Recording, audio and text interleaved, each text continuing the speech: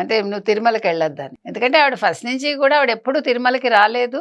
ఆవిడ క్రిస్టియను. ఆవిడ్ని చాలా మంది వాళ్ళే అడుగుతున్నారు, మీరెందుకు బొట్టు పెట్టుకుంటున్నారు? ఎందుకంటే ఆ మధ్యన పాస్టర్స్ బాగా గొడవ చేశారు కదా, మల్లెపూలు పెట్టుకున్న వాళ్ళందరూ బజారు మహిళలు అని ఒకళ్ళు స్టేట్మెంట్ ఇస్తే బొట్లు పెట్టుకోకూడదు ఏంటో బైబిల్లో చెప్పారని వీళ్ళు చెప్తారు. సో అందుకని ఈవిడ ఎందుకు పెట్టుకుంటున్నారు అని కూడా ట్రోల్ నడుస్తోంది కూడా. సరే, ఇది పక్కకి పెడితే ఇప్పుడు ఆయన వెళ్తే కనుకైతే డిక్లరేషన్ మీద సంతకం పెడతారా పెట్టారా? గతంలో పెట్టకుండా తప్పించుకున్నాడు ఆయన. అసలు డిక్లరేషన్ ఇవ్వకుండా ఆయన చేత పట్టు వస్త్రాలు ఎలా తీసుకున్నారు?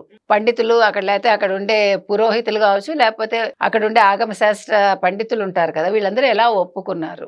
ఎలా ఆయన్ని అసలు ముఖ్యమంత్రి అయితే మీరు హిందూ దేవాలయాల్లో మీరు నియమాలు పాటించరా? ఇదే ఒక దర్గాకి వెళ్ళి వీళ్ళు మేము చెద్దరేసుకోము లేకపోతే మేము కప్పుకోము అని అంటారా? అనగలరా? అంత దమ్ము ధైర్యం ఏ ముఖ్యమంత్రికైనా ఉంటుందా? అందుకని హిందువులంటే చులకన, హిందూ దేవుళ్ళంటే చులకన, హిందూ ఆచారాలంటే చులకన అనేది మనం అడుగుతున్నాం, ప్రజలు అడుగుతున్నారు.